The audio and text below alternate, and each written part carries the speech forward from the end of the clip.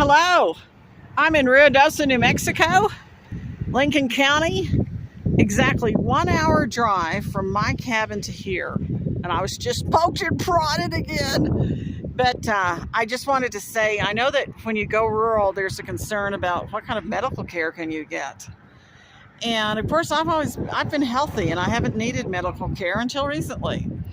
And so that was a concern. And I just want to tell people, if you live in this area, anywhere in this area, even in Alamogordo, come here to this hospital. I'm impressed, and I do have experiences with hospitals and how good or not they are or seem to be or anything.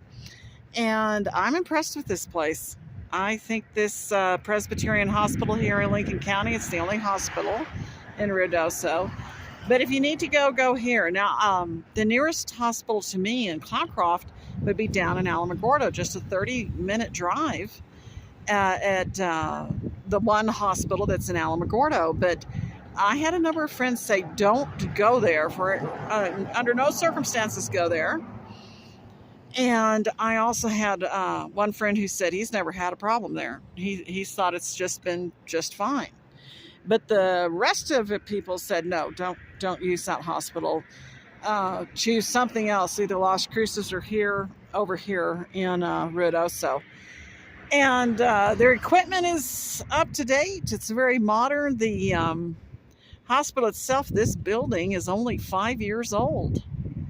And it's a nice building. Over there is the doctor's office. And, finding a doctor, it's so different from the city where you have a gazillion different doctors to choose from and you have several hospitals to choose from.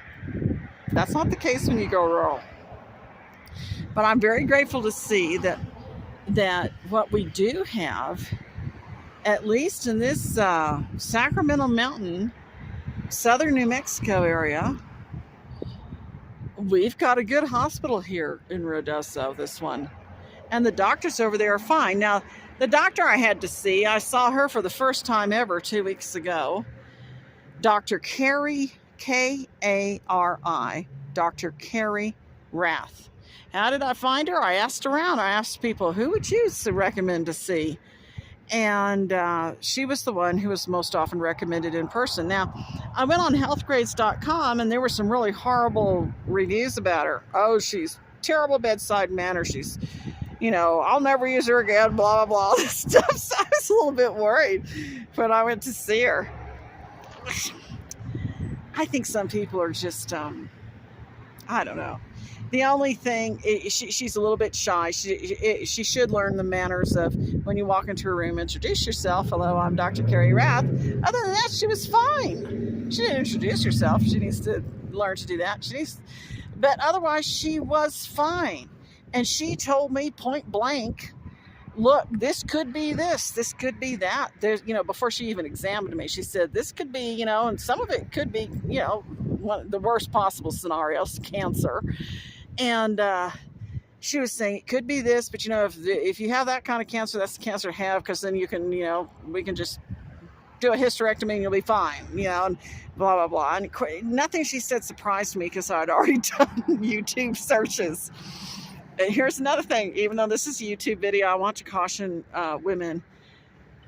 I mean, you see, my attitude is if I were to ever have cancer, I would just put myself in hospice and let myself die. What's the point of going through? I saw what my mother went through, but my mother was like, I'm going to stay alive no matter what. To me, you should put yourself in hospice and let yourself die. Yeah, for me, that's my choice.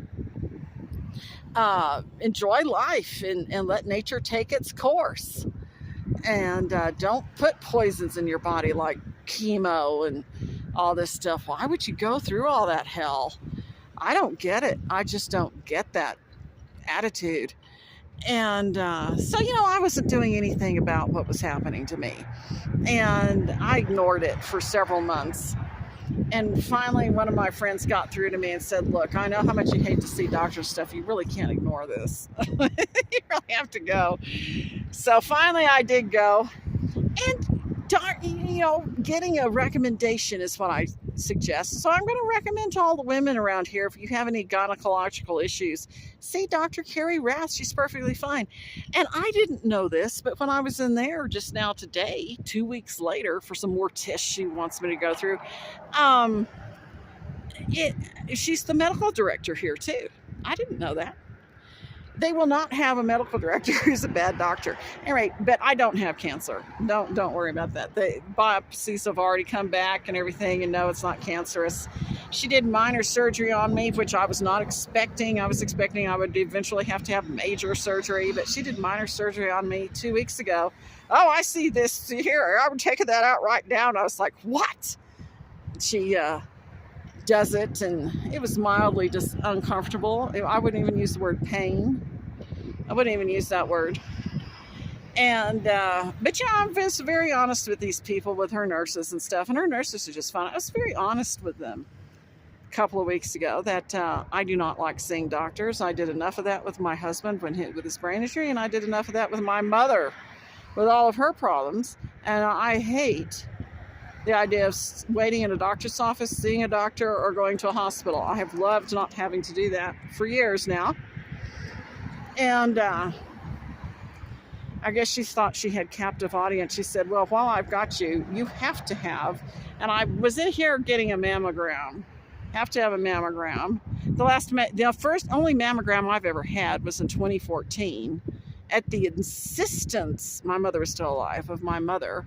Honey, you can't just, and, I just thought, oh, for heaven's sake. And anyway, the mammogram, and then they did an ultrasound on me, vaginal ultrasound in here. And actually, the procedures I just went through, I hate being poked and prodded, but it wasn't bad at all. It really wasn't. And I must say, the machinery was much more modern than anything I saw in El Paso. Think about that. El Paso, a huge city. The machines they had in here were more modern. And, and just to tell any postmenopausal women, I wouldn't normally talk about this, but just don't let YouTube videos make you think, oh, well, if I'm going to die anyway, I just won't go to the doctor. That's just how I was thinking. I was having sudden postmenopausal bleeding, just out of the blue. And I go on YouTube to see, geez, and what do I get? I get a bunch of cancer videos where these poor women, a lot of them like in their 40s, quite younger than I am, who were having postmenopausal bleeding, go to the doctor, and then they were dead in 4 or 5 months from endometrial cancer. And I thought to myself, well, if I'm going to be dead in 4 or 5 months, just enjoy myself and don't. And the other thing I think is, for all we know, I honestly, maybe I do watch too many doom and gloom videos, but I honestly think, what if we have nuclear war? What the hell are these drones up in New Jersey? Is it China? And it's so dry right now. I am in short sleeves. It's February 3rd, and it is 70 degrees at the cabin when I left. That's unheard of. It's about 75 here in Ruidoso.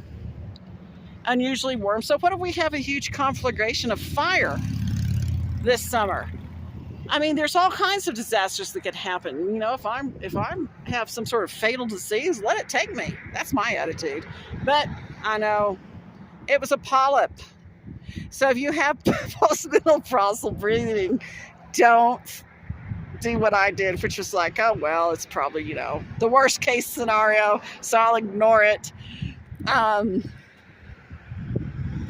Just go get yourself checked out. It turned out to be a polyp, and the polyp was benign, and since she took it out, the bleeding stopped and everything. She just wanted me, captive audience. I got a mild lecture from the mammogram person here today.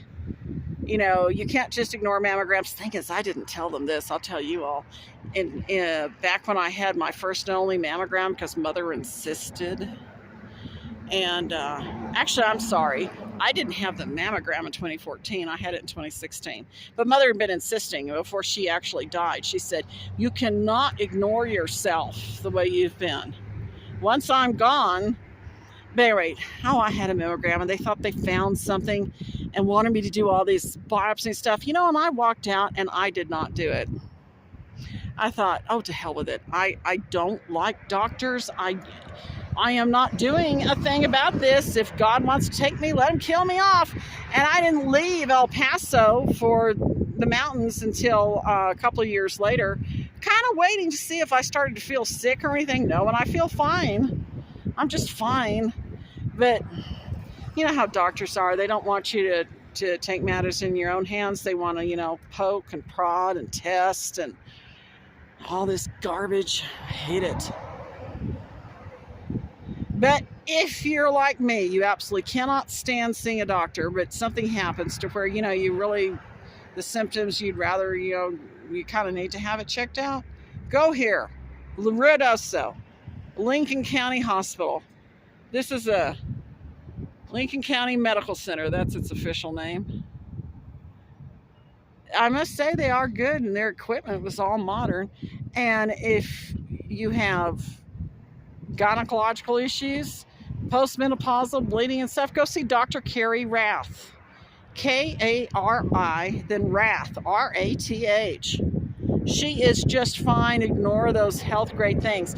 The one thing I did like about health grade is that it can tell you where doctors went to medical school and where they did their residency. Now, she's from New Mexico, and she went to University of New Mexico or some, medical school, which, it's not the best, I would think. But she did her residency at UTMB, University of Texas Medical Branch in Galveston. That's the same place Roy was in. That's why we were in Galveston. And I know that's an excellent school. So, all right, that's,